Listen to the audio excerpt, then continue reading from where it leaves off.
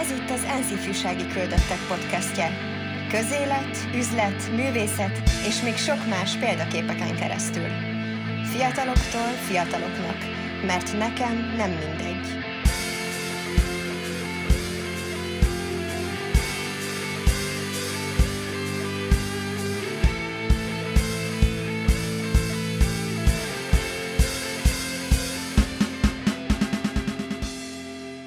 Sok szeretettel köszöntök minden kedves nézőt és hallgatót, ez itt az ENSZ ifjúsági küldötteknek a podcastja. Engem Brimo Vidádnak hívnak, Magyarország ENSZ ifjúsági küldötte vagyok 2024-ben, és az egyik ifjúsági szakértőnk Kovács Miklós van velünk a stúdióban. Köszöntöm a kedves hallgatókat!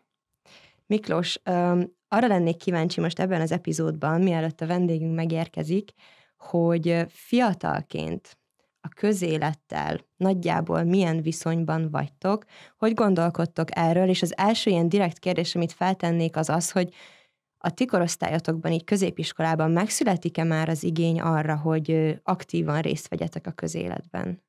Ez alapvetően egy nagyon jó kérdés, mert szerintem sokakban megfogalmazódik az az igény, hogy az olyan észrevételeik, amik úgy gondolják, hogy a közéletben fontosak lennének, hogy fel legyenek hozva, azokat valamilyen szinten jelezzék, de alapvetően szerintem a tínédzser korosztálynak nagyon távolinak tűnik a közélet, és nagyon olyannak tűnik, mint egy ilyen megfoghatatlan és elérhetetlen dolog, amiben nem nagyon lehet tudni, nemhogy az, hogy hogyan lehet mondjuk valamilyen szerepet vagy pozíciót vállalni ebbe, hanem akár az, hogy hogyan lehet ebbe bármilyen szintű észrevételt vagy tanácsot mondjuk közölni és átadni. Szerintem egy nagy szakadék van a közélet és az én generációnk között, mondhatjuk, és emiatt van egy olyan érzés, hogy ebben nem kicsit elrettenek attól az emberek, hogy ebben részt vegyenek. Igen, mert igazából ugye nekünk ifjúsági küldöttként, és ezáltal nektek ifjúsági szakértőként is van egy ilyen fajta feladatotok, illetve feladatunk, hogy közelebb hozzuk ezt a szférát, a döntéshozói világot a fiatalokhoz. De igazság szerint, amit egyébként én is láttam ebben az évben az országjárás alatt, amikor a fiatalokkal beszélgettem, az tulajdonképpen alátámasztja azt, amit te is mondasz, hogy nem nagyon van talán meg az a közvetlen eszköz, vagy az a kapaszkodó, vagy azok a lépcsőfokok, hogy hogyan is lenne érdemes elindulni mondjuk a közélet világában, és hogyha valaki később a szakmájából fakadóan is ezzel szeretne foglalkozni, de vannak azok az emberek, akiket csak maguktól egyébként érdekelne ez a világ, de lehet, hogy nem szeretnének annyira nagyon komolyan belevenni. Úgyhogy most egy olyan ember fog itt velünk ma beszélgetni hamarosan, aki pontosan ebben a világban jártas, fiatalként van benne, és hát nagyon kíváncsi vagyok egyébként, hogy miket fog mondani. De az egyik dolog, amit én így sejtek, akár vele kapcsolatban, akár pedig mondjuk a mi éves munkánkkal kapcsolatban, az az, hogy nyilván nagyon nehéz ebben fiatalként elindulni, de hogy mondjuk lehet, hogy azok az emberek hiányoznak a mi ismeretségi körünkből, akiken keresztül ehhez a szférához mi közelebb eljuthatunk. Mert ugye van az, amikor mi magunktól egy kis kutatómunka segítségével próbálunk a témákról tájékozódni, de teljesen más az, amikor valaki személyes tapasztalatból mesél nekünk ilyen dolgokról. Igen, szerintem a legnehezebb dolog a közéletbe való bejutása, vagy bármilyen szintű részvétellel kapcsolatban az hogy hogyan kell elkezdeni. Ez az első lépés. Ugye sok dologban az első lépés a legnehezebb, és ezzel alól ez nem kivétel, ez a téma. Viszont úgy gondolom, hogy itt jelentősen, tehát, hogy tényleg markánsan megvan az, hogy egyáltalán nem lehet tudni, hogy hogyan lehet ezen elindulni. Mert nem tudják egyáltalán a középiskolások azt, hogy például kihez lehet fordulni, kivel lehet kapcsolatba lépni. Ráadásul az, hogy hogyan, például milyen formalitással, milyen platformon keresztül, mekkora kérdéseik lehetnek, hogy kezdjék a beszélgetést. Ezek mind olyan kérdések, amik nincsenek tisztázva, és ezzel kapcsolatban is van egy olyan általános elveszettségérzet, amelyiket ugye például korábban is beszéltünk már, hogy tényleg nem lehet nagyon kiismerni azt, hogy mi az a cselekmény vonal, vagy olyan course of action, ahogy korábban is mondtam, amit alkalmazva tényleg a közéletbe bárhogyan bele lehet folyni. És ami még egyébként így izgalmas lehet annak kapcsán, amit mondtál, hogy nem tudjuk, hogy hogyan szűrjük ki azt az információt, ami tényleg valós és igaz, és alá van támasztva, és mi az, amit egyébként mondjuk alaptalanul írnak akár a médiában, hogy mik azok a források, ahonnan tájékozódni lehet, mert hogy szerintem nagyon sok információ ér el hozzánk, és jut el hozzánk, amik nagyon gyakran egymással ellentétesek, és ugye tényleg akinek nincsen ebben megalapozott tudása, az egész egyszerűen magától nem biztos, hogy fogja tudni. Ezért is tartom fontosnak azt, ami miatt mi egyébként ezt a podcast sorozatot is elindítottuk, hogy példákat mutassunk be, hogy egyébként meglegyenek azok az emberek, akikhez akár fordulhatunk, hogy legyenek azok a kapaszkodó pontok. Hozzátok mennyire jut el ez a sokféle különböző információ, és ti hogy tudtok ezekben így tájékozódni, vagy különbséget tenni? Én őszintén szólva a saját tapasztalataim alapján 2 végletről tudok beszámolni. Vannak olyan ismerőseim, akiknél tényleg az figyelhető meg, hogy rengeteg különböző információt jut el hozzájuk, és tényleg itt az a probléma, hogy ez már olyan szintű, hogy egymással, ahogy te mondtad, ellentmond. Ezen tényleg nagyon nem lehet kiigazodni, nem lehet tényleg egy irányelvet tulajdonképpen kiismerni, és emiatt tényleg vannak olyanok, akik például el se indulnak ezen az úton, hogy felkutassák, felkeressék. Mert annyira összezavarodottnak és annyira kakofonikusnak tűnik az egész. A másik véglet pedig az, amikor az emberek tényleg egyáltalán nem tájékozódnak ezzel kapcsolatban, nem tudják, hogy a közélettel kapcsolatban hogyan lehet egyáltalán információt közölni, vagy akár az, hogy egyébként mi is történik a közéletben. És amikor nekik van bármiféle olyan meglátásuk, vagy tanácsuk akár a mindenféle érdekképviseleti emberek felé, akik ugye bármilyen változást el tudnának érni, nem tudják, hogyan közöljék ezeket az információkat, és egyszerűen teljesen olyan elveszettségérzete van bennük, hogy legtöbben tényleg elhagyják magát a kérdést és magát a felvetést, mert úgy gondolják, hogy amúgy se jutnának sem erre. Egy másik olyan gondolat, ami szerintem bennük megfogalmazódik, az az, hogy kell egy alapos, vagy akár bármilyen szintű politikai háttértudás.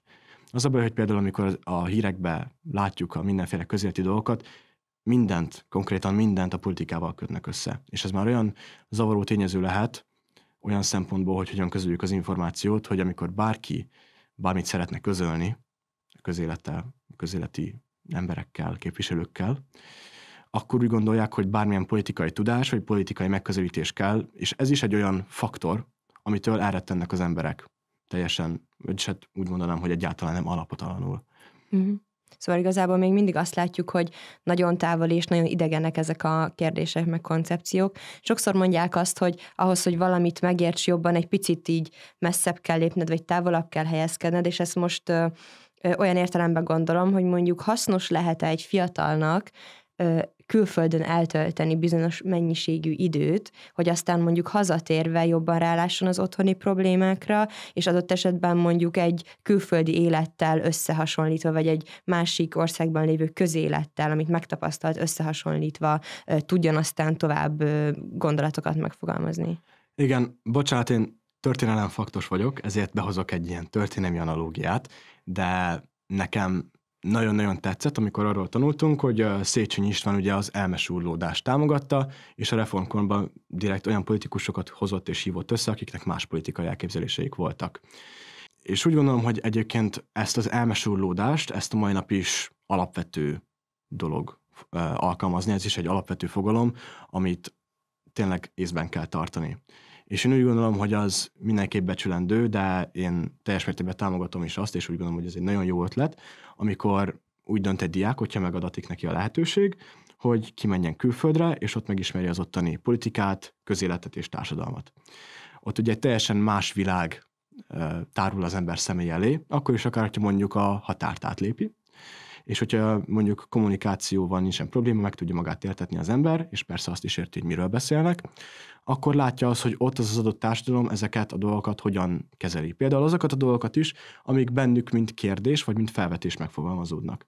Emiatt szerintem az egyik legjobb dolog, hogyha valaki a közélettel akar foglalkozni, vagy akár bármilyen kérdés, vagy felvetést közölni, hogy külföldre kimegy, és megnézni, hogy ott hogyan viszonyulnak ehhez, és hogyan tudják ezt közölni, amikor mondjuk valamilyen meglátása van valakinek ezzel kapcsolatban.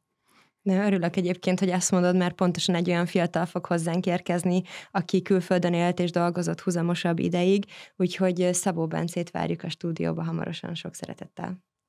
Sok szeretettel köszöntök minden kedves nézőt és hallgatót az ENSZ ifjúsági küldöttek podcastjében. A stúdióban velem van ifjúsági szakértőnk Kovács Miklós. Köszöntöm a nézőket.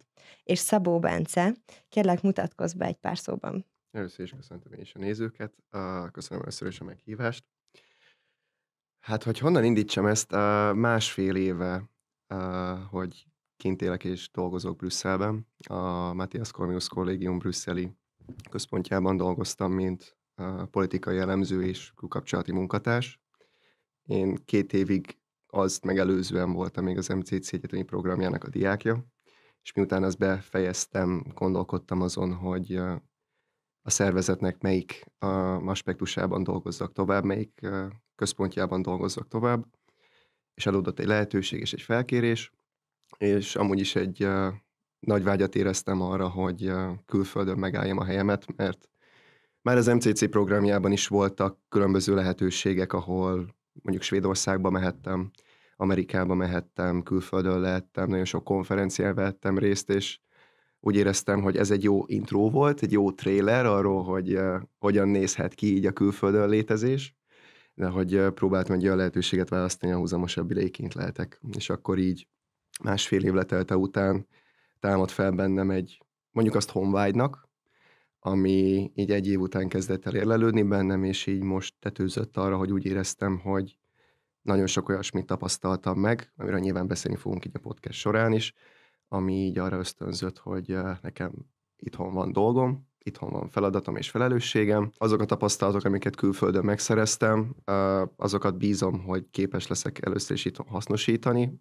Most a feldolgozási fázisban vagyok, mint egy szakítás történet, ez az, ami így most így végig meg bennem, és most van lehetőségem még 1 hónapig ezt így érlelni, így, hogy már itthon vagyok, és készen állok szerintem arra, hogy így megálljam itthon is a helyemet. Nagyon köszönjük, hogy velünk vagy, és azért is szoktam mindig kérni, hogy a meghívott vendégeink magunk meséljenek egy picit a saját kis életükről, mert nyilván akkor a fiataloknak is már alapból sokkal személyesebb hangvételűvé válik ez az egész beszélgetés, és nagyon-nagyon örülök annak, hogy azok a dolgok, amiket te itt most elmondtál magadról a kis intródban, azok igazából azokat a dilemmákat is már így elkezdik egy picit felfejteni, amiket mi itt korábban Miklóssal ketten beszélgettünk. Ott hagytuk abban Miklóssal a beszélgetést a közélet és a fiatalok kapcsán, hogy mennyire helyezi vajon más perspektívába az itthoni dolgokról való gondolkodást az, hogyha valaki elmegy húzamosabb időre külföldre dolgozni, tanulni, tehát hogyha külföldön éli egy bizonyos szakaszát az életének, és hogy tényleg mennyi minden változik az emberben a külföldi dolgok megismerése miatt is, meg amiatt is, hogy egy picit hátrább lépve, akár mondjuk külső szemlélőként tekint az itthoni dolgokra és az itthoni közéletbe. Benned milyen változások zajlottak le a kint töltött idő alatt?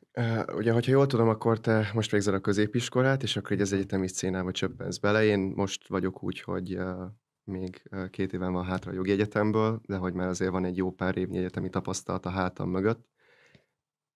Nekem a fő változás az volt egyébként, amikor kint voltam, hogy először is networkingelni akartam. Ezt csináltam és folytattam itthon is, és a konferenciákon is, amiken részt vettem. Ami más volt ott nyilván, hogy ott a központnak az érdeke volt tulajdonképpen, hogy minél több kutatót, professzort, konferenciára résztvevőt találjak, és az a mindset volt végig bennem, hogy találkozzak minél több egyetemi diákkal, politikai szereplővel, bárkivel, aki érdekes lehet. Ami furcsa volt, hogy elsőre az volt a default beállításom, hogy én egyetemistákkal akarok networkingelni, mert hogy még egyetemista fejjel gondolkodtam. De hát már 25 évesen már nem vagyok a BM elején levő egyetemista, úgyhogy kb. Ezt úgy lehetett elképzelni, mint egy túlkoros egyetemista, aki elmegy a gólyákkal beszélni, csak hogy én a gólyákkal próbáltam egy olyan közösséget létrehozni, akiket utána így akár az MCC előadásaira, a programjaira be tudtam invitálni. Nekem, ami fő változás volt, az egyrészt egy idealizmusnak a megszűnése. És az idealizmus ez abban gyökeredzik, hogy a külföldről alkotott kép, legyen az a jólét, legyen az a társadalmi kérdésekben való nyitottság, ez olyan módon változott meg, hogy tudomásul kellett vennem azt, hogy nyilván mivel közéleti témákkal foglalkoztam, azért a politika áthatotta a mindennapjaimat.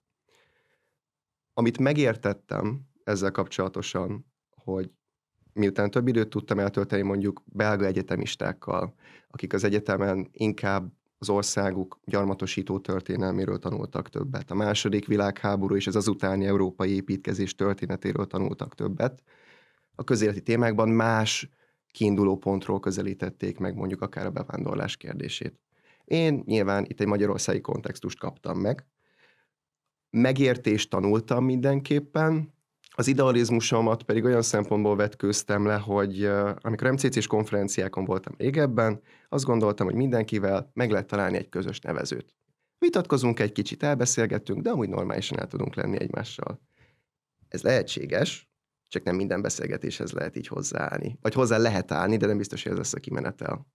És megtanultam azt, hogy az is jó kimenetel, hogyha nem értünk egyet a nap végén, csak azt realizálnom kellett, hogy bele lehet, és kell is menni vitás helyzetekbe, csak tudjon úgy eltávozni az ember a beszélgetésből, hogy nem lesz kézzelfogható eredmény egy vitánál, vagy nem sikerül egy jó kapcsolatot létrehozni.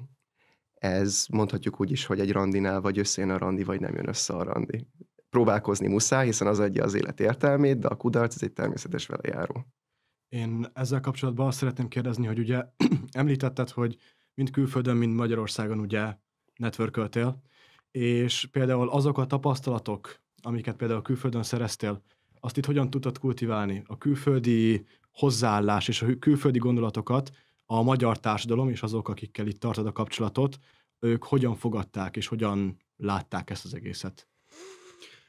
Ez azért nehéz kérdés egyébként, mert minden, amit megtapasztaltam mondjuk, most nem csak Brüsszelre értem, hanem bármikor, amikor mondjuk Svédországban, vagy Belgiumban voltam, vagy Amerikában, ott az, amit az én szememmel látok, és elmondok, ez egy szép anekdota, amiből az ember eldönti, hogy ebből van-e valami hasznos, amit ki akar venni, vagy ha nem tetszik maga a történet, akkor elutasítja, de mindenképpen ez Bence szubjektív vélemény, amit ő megtapasztalt, ami vagy rezonál az én világnézetemmel, vagy sem, és ehhez mérten belövöm, hogy ez nekem hasznos-e, vagy sem.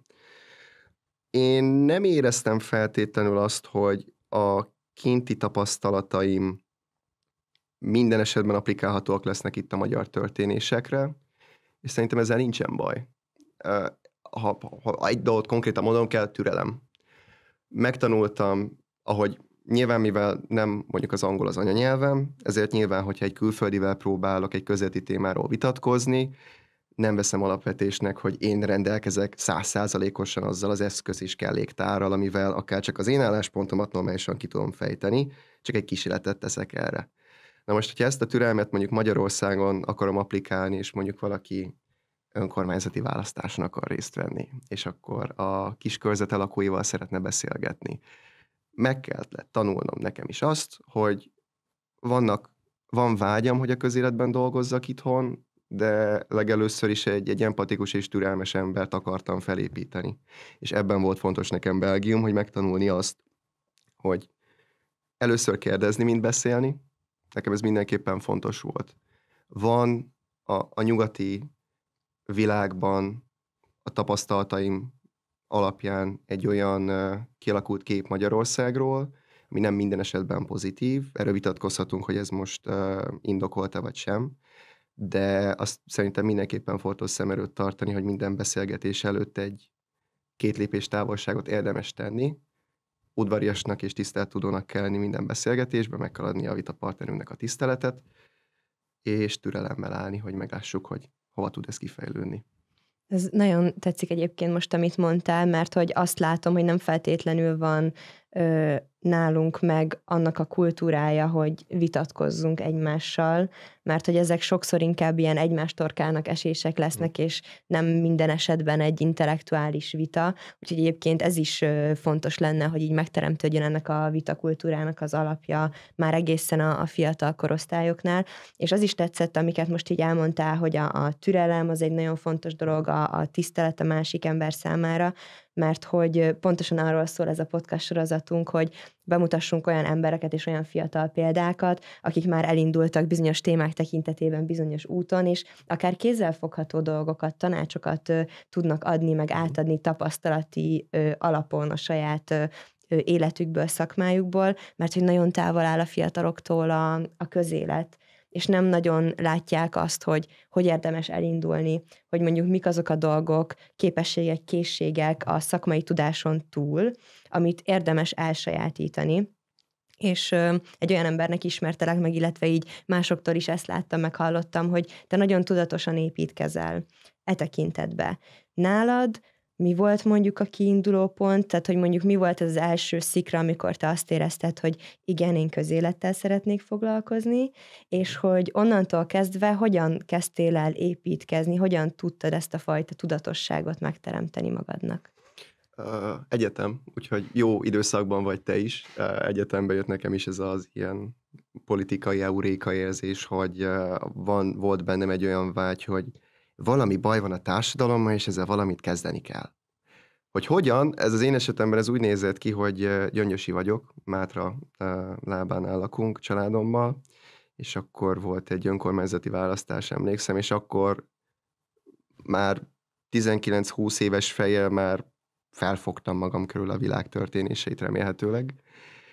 És akkor szembesültem először azzal, hogy akkor volt ugye Európai Uniós választás is, és az önkormányzati választás is így egy milliót teremtett az amúgy kis csendes kisvárosomban, ahol mindig megnyugodni jártam, hogy hirtelen mindenki elkezdett zsongani, hogy mi a fontos kihívás a városban, mit kéne megváltoztatni, én mit gondolok ezekről, és maga ezt tetszett, hogy az emberek nyíltan beszéltek a világ problémáiról, ami az ő esetükben a városi ökoszisztéma.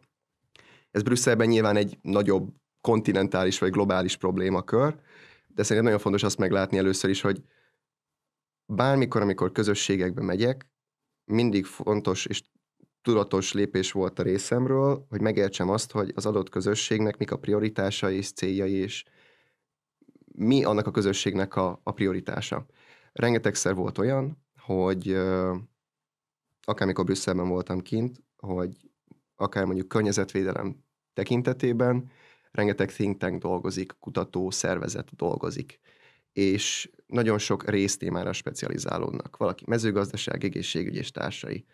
És fontos volt a témából felkészülnöm valamelyest, hiszen hogyha networkölni is akartam az emberekkel, meg kellett néznem azt, hogy ki dolgozik ott, hogyan dolgozik ott, és meg kell értenem azt az ökoszisztémát, hogy milyen célból dolgoznak ott. Ez akár lehet politikai affiliation, hovatartozás, motiváció és társai. Bocsánat, ennyire nincs anglicizmusom, csak másfél évig voltam két, az már rányomja a bélyegét az ember gondolkodására. Szóval egy világismeret, vagy egy világ megismerésére való vágy. Ez volt nekem egy ilyen kulcspont Brüsszelben is, és 2019-től is, és igazából a brüsszeli kiutazásomig ért bennem az a gondolat, hogy nagyon szeretem a külföldi nyelveket tanulni, kultúráikat megismerni, imádok a taxiban kérdezni arról, hogyha etiópiai az ember, akkor Addis Abebában most mi van, és még néha, hogyha ez mesterkéltnek is hat, de szerintem ez abból fakad, hogy egy másik megismerésére való vágy. Sokkal jobb hely lenne a világunk, hogyha mindenkiben egy picit több érdeklődés lenne a másik megértése iránt. És ez bármire rávezethető. És ez a gondolkodáson manifestálódik minden azóta meghozott döntésemben. Amikor visszajövök Gyöngyösre, nekem pont az lesz a fontos, hogy azok a viták, azok a világok, amiket megismertem Brüsszelben, azt ugyanúgy tudjam applikálni egy kis közösségre is. Mert azok a problémák, amik ott vannak, azok ugyanolyan volumenűek itt is, csak a hangzásuk, a PR hatásuk nyilván egy picit másabb. A mostani választod során ugye mondtad, hogy volt benned egy világ megismerésére való vágy, viszont mindenkibe, feltételezem benned is, volt alapvetően egy félelem, hogy ugye az otthoni, akár magyarországi vagy városi környezetből kilépjen a nagyvilágba, a kontinentális vagy a globális világba. Benned hogyan nyilvánult meg ez a típusú félelem, és az lenne a fő kérdésem, hogy ezt hogy tudtad leküzdeni? Mert én úgy látom, és azt érzékelem, hogy sokakban van ugyanilyen vágy, viszont félnek attól, hogy ők hogyan tudnának ezen az úton elindulni. Bocsánat, mielőtt Nyugodtan. válaszolsz, izgalmas, hogy Miklós is valószínűleg külföldre fog menni tanulni így a közeljövőbe, úgyhogy szerintem ez neki így személyesen is most egy ilyen Abszolút. érdekes, izgalmas téma lehet. Az a probléma a válaszomban, hogy én nem féltem kimenni. Én nagyon vágytam arra, hogy kimenjek. Tehát, hogy amikor kint voltam külföldön, akkor is volt bennem egy hazaszeretet, egy patriotizmus, egy hazatérési vágy, de elengedhetetlen volt számomra az, hogy ahhoz, hogy jobban szeressek itthon lenni, ki kellett innen mennem. Az ember nem tudja, milyen van, amíg el nem veszíti. És mindig akkor erősödött meg bennem a hazaszeretet iránti vágy, amikor így külföldre mentem. Ők ilyen logika menté, hogyha meg állandóan kint lakok, akkor meg állandóan szívesen jönnék vissza. Ez egy slippery slope, de hogy a lényeg az változatlan.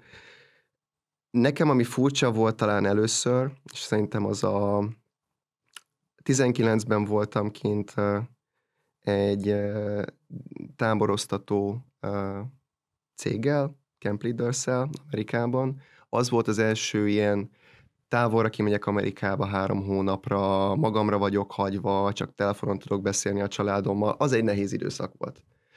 Nehéz időszak volt, mert egyrészt elveszíted azt a stabil kapcsolódást, amit a családod vagy a barátaid jelentenek. Nyilván a technológia azért ezt valamennyire tehermentesíti, de ölelést nem tudsz kapni, puszit nem tudsz kapni, cseszegtetni tudnak az emberek telefonon keresztül is, hogyha szeretnéd, tehát ez megoldható. Itt, ami nekem segített, hát most blöd példát fogok mondani, de hogy elkezdtem heavy metalt hallgatni, vagy hogy nagyon furcsa lehetőségek vannak az életben arra, hogy az emberből levő frusztrációkat valamivel le tud vezetni. Sosem voltam egy zenehallgató ember, de valahogy a zenehallgatás, akár mondjuk amikor a természetben sétáltam, vagy a városban járkáltam, az egy menekülő utat adott. Meg talán még innentől kezdve datálom azt, hogy még jobban meg akarom érteni az embereket, hiszen ha mindketten úgymond rá vagyunk egy picit szorulva, hogy egy idegen helyen vagyunk, magányosnak érezzük magunkat, akkor ugyan embereljük meg már magunkat, és amúgy így beszélgessünk már egy jót. És paradox módon ez a kitettség, ez hasznos is. Úgymond egy kicsit sebezhetővé válsz, de ezt fel tudod használni előnyre is. Úgyhogy ha találsz egy hobbit, egy mellékcselekedetet, és ha mondjuk több emberrel vagy ebben a cipőben, mondjuk a külföldre mész egyetemen, akkor valószínűleg jó pár diáktársad. És akkor itt mondom azt, hogy keresd azoknak a diáktársaknak a társaságát, akik tudod, hogy szintén távolról jöttek oda, ahol vagy. Nagyon jó megismerni a helyi embereket. Tehát mondjuk én, amikor kimentem Brüsszelbe, akkor a Belgiumban élő flamand, hogy vallon fiatalokkal is nagyon szívesen beszélgettem, de mondjuk például egy ott élő lengyel, bolgár, cseh vagy svéd diáknak a történetével sokkal jobban tudtam azonosulni. Megértettük azt, hogy honnan indultunk ki. És akkor, hogyha mondjuk találsz ugyanolyan messziről jött barátokat, azzal könnyebben tudsz stabil alapot venni ott külföldön. És egyébként így rákapcsolódva erre a kapcsolatteremtés meg a networking témára, te ennek a networkingnek nagymestere vagy. Tudnál olyan apró cseprő kis taktikákat megosztani a fiatalokkal, akik most néznek, hallgatnak minket, hogy hogyan érdemes egyáltalán ebbe belemenni, mert szerintem legalábbis amit én ebben az évben tanultam, mert nekem is nagyon sok feladatom volt így a networking kapcsán, ugye muszáj volt kapcsolatokat építeni. Vannak azért olyan kisebb taktikák szerintem, amik mentén el lehet indulni, mert ehhez is kapcsolódik egyfajta félelem, hogy egy idegen emberhez, aki szakmailag mondjuk sokkal elismertebb, mint én vagyok, és valószínűleg, hogy korosztályban is más, mint én vagyok, hogyan is tudok elkezdeni vele beszélgetni, és úgy kapcsolatot kialakítani, hogy megismerjen engem, az én céljaimat, és adott esetben kapcsolódási pontokat találjunk a munkánk során, hogy mondjuk hol tudunk egymásnak segíteni, vagy nagy valószínűséggel, ugye mivel még mi vagyunk a fiatalabbak, az a másik ember, hogy fog tudni nekünk segíteni. Légy önazonos először is, mert hogy így Brüsszelben is, amit így megtapasztaltam, így network társadalom szintjén, hogy nyilván mindenki egy agendával, egy céllal van ott a városban, valószínűsíthetőleg. Vagy csak pénzt akar keresni, az is egy cél. Mindig, amikor ott vagy egy társaságban, ilyen többfajta embertípus találsz a networking során. Van egy csendesebb visszahúzódóbb, aki egyébként lehet, hogy rengeteg olyan érdekes és hasznos inputtal tud rendelkezni számodra, amit csak azután tudsz feltárni, hogyha mondjuk egy húzamosabb időt eltöltöttél vele, mert mondjuk neki nagyobb a belépési küszöbe. Csúnyán hangzik, de mondjuk így. Vannak a határozottabb, célorientáltabb emberek, aki már úgy odajön hozzá egy kiállással, hogy vagy, mit szeretnél, mivel foglalkozol. Tök jó, WhatsAppot cserélünk, névjegykártyát cserélünk. És akkor egy gyakorlati tipp, tehát, hogy ha Hollandiába mész, és networking szempontjából informálódni akarsz, mindenképpen fontos megnézni, hogy az adott országok milyen használt közösségi médiája. De még Magyarország inkább Facebook orientált, Belgium, és szerintem Hollandia is ezért jobban preferálja a Twittert, tehát hogyha egy adott eseményre elmész, akár egyetemi klub, vagy bármi egyéb, a Twitter oldalait érdemes nézni az embereknek, akár az ottani kommentjét is meg tudod nézni. Azt gondolom, hogy szerintem 2024-ben már nem annyira visszataszító stalkernek lenni, bár mondjuk ez egy nagyon csúnya mondatnak hangzik, de hogy mivel a technológia és a mások feltérképezésének lehetősége egy telefonpötyögésnyire van tőlünk, ez szerintem ez egy olyan lehetőség, amit vétek lenne nem kihasználni. Hát ez ilyen do your research, hogy nézz utána azoknak az embereknek, akik potenciálisan ott lehetnek, és csak próbálom a Szabó Bence magyar hangját képviselni. Igen, ez pontosan így van. És hogy nem tudom nyilván, hogy te milyen típusú ember vagy, de hogy azt fel tudod mérni szerintem te is, hogy az embereknek lesz kisugárzása és aurája. Ez még ilyen spirituálisnak hangzik is, de meg tudod érezni azt, hogy ha látod, hogy az ember nem befogadó az irányodba, akkor akár tisztelettúlan is el lehet mondani azt, hogy ez vagy, ez érdekel, erre vagy kíváncsi.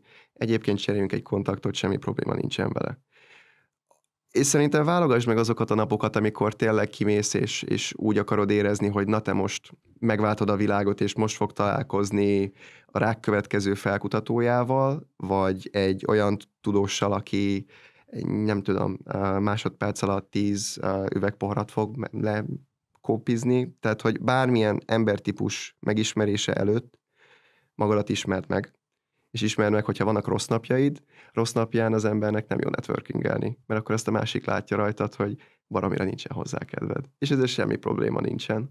De szerintem ebben tényleg az önazonosság az egyik legfontosabb kulcs, mert hogyha látod azt, hogy te milyen ismerkedő típusú ember vagy, egy társaságban szeretsz beszélgetni, vagy egy az egyben szeretsz az emberhez oda menni beszélgetni. Ezeket jó, hogyha idejekorán felméred, mert ha mondjuk lehet, hogy neked vannak a legkirályabb poénjaid. Nem ismerlek, lehet, hogy tényleg így van. Tök oké. Az apa viccek. Már fiatalon is. Apa viccek? Jó, hát nem vagyok rá büszke. De legyél, az tök jó, akkor 40 feletti korosztályhoz tudsz oda menni, és akkor van egy kapcsolódási pont. Ja, de hogy ezt is lőd be igazából, tehát hogy ki a célközönséged. Tehát mindig az, hogy milyen céllal mész, ki a célközönséged, milyen kedvben vagy, ezeket mindig jó, hogyha kicsit letisztázod magad előtt. És utána, hogyha már eleget próbáltad, és pofára estél, és azt mondod, hogy neked semmi kedved nincsen, akkor fogsz tanulni, és akkor fogod azt mondani, hogy végre egy ilyen finom hangolást hajtasz végre. Amúgy ez nagyon igaz. Én is nagyon szeretek azt szerint, az elv szerint élni, hogy ugye vagy sikered van, vagy tanulsz. De alapvetően, amit mondtál, azzal kapcsolatban én úgy gondolom, hogy rengeteg embernek megfogalmazódik bármiféle ilyen közéleti, vagy networking kérdése, vagy felvetése, vagy szándéka. Nagyon sokan szerintem visszakoznak attól, hogy ezt tényleg közöljék, mert úgy gondolják, hogy megközelíthetetlenek azok az emberek, akik ezt mondjuk végre tudnák hajtani. És te mondjuk a személyes tapasztalatod alapján, mondjuk hogyan tudtad arra kvázi az embereket ösztökélni, vagy úgy motiválni őket arra, hogy például közöljék ezeket a szándékaikat akár bármilyen meglátással kapcsolatban, vagy például azzal kapcsolatban, hogyha mondjuk valakivel networkölni akarnak. Tehát, hogy a kérdés az lenne, hogy azok az emberek, akikkel kapcsolatot akartam építeni, hogyan tudtam őket még szóra bírni? Hát igen, meg mondjuk, hogy őket hogyan lehetett arra motiválni, hogy ők is legyenek mondjuk motiváltabbak. A te irányodba. Ja, én irányomba. Hát ez nehéz. Itt az önazonosság azért is nagyon fontos, mert hogy amúgy vannak olyan napjaim, amikor nagyon visszahúzódó vagyok, és érzem azt, hogy annyira nincs bennem az a vágy, hogy most mindenkit meg akarjak ismerni a világban, és ilyenkor érzi leginkább azt a beszédpartneret, hogy olyan, mintha a fogadat húznák, és hogy akkor nem kell megismerni egymást. Amikkel próbálkozhatsz, és szerintem nekem is így bejött, Amikor bejöttem az irodába, vagy ide a stúdióba, akkor így tökre megtetszett így a gyűrűd, hogy Köszönöm. a figyelmesség tényleg csodákra képül. A 2 is van. Akkor ennyi már nem figyeltem el, csak az egyik kis ezüstöset láttam. De hogy ugye a networking is 2 ember interakciója. Tehát a barátkozástól sincs ez annyira messze. A networking az egy olyan megismerkedés, ami feltételezhet egy hosszú távú együttműködést. És ez alatt bármit érthetünk. És nyilván, tehát hogyha bárkit meg akarsz ismerni, azt valamiért azért teszed, mert érdekel az emberrel kapcsolatban. És nem feltétlenül kell, és szerintem ez könnyíti még egy kicsit a networking témáját, hogy szakmailag nem fogsz még ott tartani. Én nagyon nem ott tartok még, ahogy mondjuk megközelítenék például mondjuk egy Európai Bizottságban dolgozó középvezetőt. Lehet, hogy mondjuk a gazdasági témában olyan szaktekintély, hogy a kérdésem abszolút blödségnek hatna. Ezekben a helyzetekben egyrészt tényleg az alázat önazonosság nagyon fontos, akár találni egyébként fizikai ilyen jellemzőket, mert a szakmai emberrel is lehet, hogy egy tök nem szakmai téma kapcsán bondingoltok először. Lehet, hogy egy közös sport, egy szám, hogy látok egy harmadik embernek, akinek tök furán áll a nyakkendője, és akkor vissza tudtok jönni. És ez szerintem megkönnyíti neked is azt, hogy egy nagyon izgalmas világba tudsz belecsöppenni, hogyha azt mondod, hogy az emberek megismerésével szeretnél részint foglalkozni, ha érdeklődsz az emberek iránt. És akkor ez bármire ráhúzható. Nagyon szuper témákat emeltetek be, meg nagyon tetszik, hogy ti is egymással beszélgettek, meg ez is a lényeg, és hogy lekerekítsük most már lassan a beszélgetést, azt a kérdést dobnám be, amit azt várnának szerintem az emberek, hogy a legelején teszem fel ezt a kérdést, de hogy miért fontos egyáltalán az, hogy a fiatalok bevonódjanak a közéletbe? Van ennek szerinted, Miklós, így a középiskolás korosztály számára haszna, és Bence, szerinted van-e inkább így a társadalom egészére nézve haszna annak, hogyha a fiatalok is már elkezdenek ilyen kérdésekkel foglalkozni? Akkor erre válaszolok szerintem először én, így kronológikusan. Úgy gondolom, hogy mindenképp fontos a közéletbe bevonódnia ennek a korosztálynak. Márpedig azért is, mert minden egyes korosztálynak, és már egész szűk szegmensekbe, tehát majdnem már minden egyes külön évben született embernek más-más olyan meglátása, vagy alapvetően olyan életérzése van, amit be tudna vinni a közéletbe. Tehát mondjuk, hogyha egy 2008-as embert kérdezünk, mondjuk lehet kicsit később, de akár most is, meg mondjuk, hogy egy 2004-ben született embert, akkor lehet, hogy nekik teljesen más olyan prioritásuk lenne, habár lehet, hogy valamennyire azonos az elképzelésük, lehet, hogy teljesen más olyan prioritásuk lenne, hogy mit kéne a közéletbe beemelni, hogyha mondjuk megkérdezünk tőlük, hogy mi az az egy dolog, amit beemelne. Lehet, hogy a 2004-eseknek lehet, hogy akár életkortól függően, akár, hogy amikor mondjuk ők tínédzserek, akkor mi volt a trendi, vagy mi volt az új, az alapján valamilyen meglátást, hogy itt még mondjuk az alapvetően mindenféle politikai és közéleti think tankbe, meg ilyesmi kurzusokba meg vannak beszélve, hogy ezeket nem viszik be. Ezekre lenne olyan meglátásuk, amik ugye az ő tínédzserkorukban jöttek elő igazán, és ha mondjuk a 2008-as embert kérdezzük, akkor pedig már egy olyan újabb dolog, ami lehet, hogy a 2004-esnél még nem volt akkor a prioritás, vagy akár még nem is volt jelen. Tehát szerintem itt azt kell észben tartani, hogy mondjuk, hogyha mindent mondjuk az idősebb társadalmi rétegekre hagyunk, ugye életkor alapján, akkor nem fognak minden olyan problémát megoldani, amivel mi szembesülünk. És emiatt fontos az, hogy a fiatalok is ugyanígy bevonódjanak ebbe, mint az idősebbek, bármilyen életkorban. Nagyon jó dolgokat mondasz, és itt van egy érdekes kihívás ezzel a meglátás halommal kapcsolatban, amit mondasz. Kint Brüsszelben az elmúlt 1,5 évben, amikor kint voltam, egy politikai eseményektől turbulens időszakba kerültem ki. Európai Uniós választás, amerikai elnökválasztás, Belgiumban is szintén választottak, rengeteg tüntetés volt, rengeteg problémafaktor volt. Nekünk is volt egy eseményünk az MCC Brüsszellel, aminél egy kicsit összeakasztottuk a bajszunkat a helyi önkormányzattal, a hatósággal, de a fiatalok bevonása az egy nagyon érdekes kérdés. Azért érdekes kérdés, mert amit mondjuk Svédországban és Belgiumban megtapasztaltam, ez egy nagyon politikailag aktív diákélet. Ennek jó és rossz oldala is van. A jó oldala tök érdekes, rengetegszer van az, hogy a politikai pártoknak az ifi képviselői az egyetemi kampuszokon tartanak vita napokat. És tök érdekes látni az, hogy úgymond egy fiatal képviselője az olyan távolinak, vagy emberektől távolinak tartott politikai párthoz képest, hogyan fogalmazza meg az ő fiatal módján a véleményt, hogy mondjuk te hogyan sajátítottál annak a politikai pártnak a véleményét. De emberszerűbbé válik így a politika. Ez szerintem egy tök hasznos dolog. A túl politizált társadalom, a túl politizált fiatal társadalomnak olyan problémás eseteit viszont szintén megtapasztaltam kint, hogy rengeteg kampusz foglalás van kint, mint történés. Ez alatt azt képzeld el, hogy sátortáborokba verődnek a diákok, és egy politikai ügy kapcsán mondjuk húzamosabb ideig ott vannak a kampuszokon. Ez egy tanulságos lecke. Olyan szempontból tanulságos, hogy jó dolog, hogy az ember hisz célokban. És szerintem, amit mindenképpen meg tudunk tanulni akár mondjuk a nyugati fiataloktól, és hogy te is kimész Hollandiába, hogy akár a környezetvédelem, az egyenjogúság, a női jogok, rengeteg minden, ami zajlik a világban problémás téma, nagyon értékes és fontos, hogy az emberek ki tudnak állni ezekért a célokért. Talán lehet azt mondani, hogy mi magyarok egy kicsit politikai apátiában vagyunk, náluk meg egy jó tüntetés, mondjuk onnan kezdődik, hogy valakinek 8 napontúl gyógyuló sérülése van. Na most a kettő között talán van egy arany középút. Tehát szerintem, hogyha kimész, talán pont azt tudod megtanulni egyébként, hogy az a fajta aktivizmus, ami kint létezik, azt szerintem hasznos meglátni, akár jobb, akár baloldal, tök mindegy, tehát hogy szerintem ebben a témában, ha kimész külföldre, egy picit legyen benned az a nyitottság, hogy más az ottani jobb és baloldal, mint mondjuk a magyarországi jobb és baloldal, és ez is egy tök jó megtapasztalás, hogy mondjuk mik ott a best practice-ek, amik amúgy itthon is hasznosíthatóak lennének. Szóval, hogy ott nagyon aktívak a diákok, kicsit túlzottan aktívak a diákok, van itt egy középút, ha azt meg tudod találni, az teljesen jó.